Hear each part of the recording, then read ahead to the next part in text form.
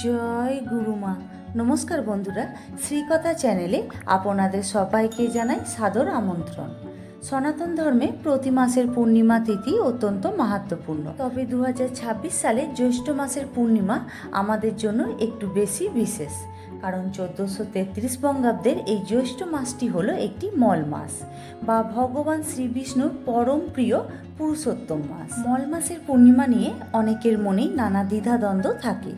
এই পবিত্র তিথির সঠিক সময়সূচি কখন? মল মাস হওয়া সত্ত্বেও কি এই পূর্ণিমায় বাড়িতে সত্যনারায়ণ পূজা করা যাবে? গঙ্গা স্নান ও দানের পূর্ণ সময়টি বা কখন?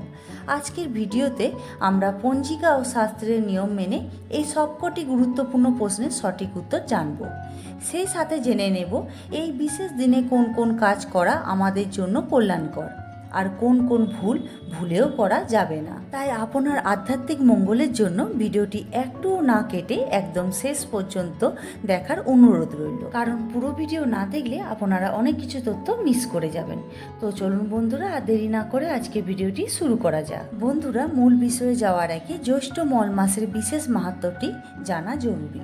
হিন্দু শাস্ত্র মতে চান্দ্র ও সৌর বছরের দিনের ব্যবধান দূর করতে প্রতি 32 মাস অন্তর একটি অতিরিক্ত মাস বা অধিক মাস আসে, যা পঞ্জিকায় মল মাস নামে পরিচিত।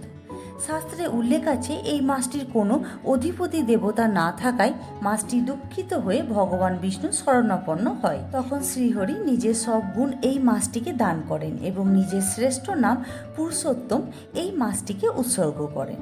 শাস্ত্র মতে এই পুরুষোত্তম মাসের পূর্ণিমা তিথিতে জপ, তপ, ধ্যান, পূজা অর্চনা করলে সাধারণ সময়ের চেয়ে 1000 গুণ বেশি পূর্ণ ফল লাভ হয় এবং বিগত 3 বছরের সমস্ত পাপ ধুয়ে মুছে যায়। তাই আধ্যাত্মিক উন্নতির জন্য এই পূর্ণিমার দিনটি অত্যন্ত শক্তিশালী। চলুন বন্ধুরা, এবার পঞ্জিকা মতে 2026 সালের জ্যৈষ্ঠ মল মাসের পূর্ণিমার সঠিক সময়টি জেনে নেওয়া যায়। পঞ্জিকা অনুসারে জ্যৈষ্ঠ মল মাসের পূর্ণিমা তিথিটি পড়েছে ইংরেজি 31শে মে 2026 রবিবার। পূর্ণিমা তিথি শুরু হবে ইংরেজি 30শে মে শনিবার দিবা 11টা 21 মিনিটে এবং পূর্ণিমা তিথি শেষ হবে ইংরেজি 31শে মে রবিবার দিবা 1টা 12 মিনিটে। বন্ধুরা, 31শে মে রবিবার পূর্ণিমার ব্রত উপবাস। এবার গঙ্গা স্নান ও দানের শুভ সময়টি জেনে নেওয়া যাক। শাস্ত্র মতে উদয় তিথি বা সূর্যোদয়ের সময় পূর্ণিমা পাওয়া অত্যন্ত পুণ্যদায়ক। তাই 31শে মে রবিবার সূর্যোদয়ের পর থেকে দুপুর 1টা 12 মিনিটের মধ্যে গঙ্গা স্নান করা ও অভাবীকে নিজের সাধ্যমতো দান ধ্যান সম্পন্ন করা সবচেয়ে শ্রেষ্ঠ সময়। এবার আসি সবচেয়ে গুরুত্বপূর্ণ প্রশ্নে। মল মাসের কারণে এই পূর্ণিমায় কি বাড়িতে সত্যনারায়ণ পূজা করা যাবে? এই শুভ সময় বা কখন?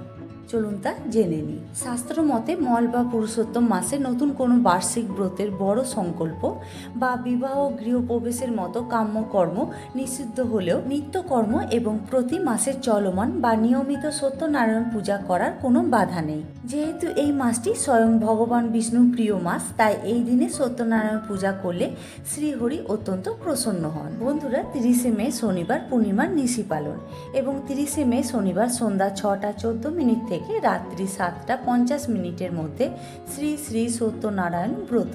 এবার চলুন বন্ধুরা, এই পবিত্র তিথিতে মন ও শরীর শুদ্ধ রাখতে আহারের ক্ষেত্রে এই 6টি নিয়ম কঠোরভাবে মেনে চলুন। এই পবিত্র দিনে সম্পূর্ণ সাত্ত্বিক ও নিরামিষ খাবার গ্রহণ করবেন। যারা ব্রত রাখছেন তারা ফলমূল, মিষ্টি বা সাবুদানা তৈরি হালকা খাবার খেতে পারেন। এই দিনে ভুল করেও মাছ, মাংস, ডিম গ্রহণ করবেন না। খাবারে পেঁয়াজ, রসুন ব্যবহার করবেন না। কোনো ধরনের অ্যালকোহল, তামাক বা মাদক এই পবিত্র তিথিতে কঠোরভাবে বর্জনীয়। এই দিনে আগের দিনের বাসি খাবার খাওয়া উচিত নয়। এই জ্যৈষ্ঠ পুরুষোত্তম পূর্ণিমার পুণ্য ফল পেতে নিজের কাজকর্মে 7টি শাস্ত্রীয় নিয়ম অবশ্যই খেয়াল রাখুন। এই দিনে ভগবান বিষ্ণুর সামনে ঘিয়ের প্রদীপ জেলে ওম নমো ভগবতে বাসুদেবায় মন্ত্র জপ বা গীতা পাঠ করুন।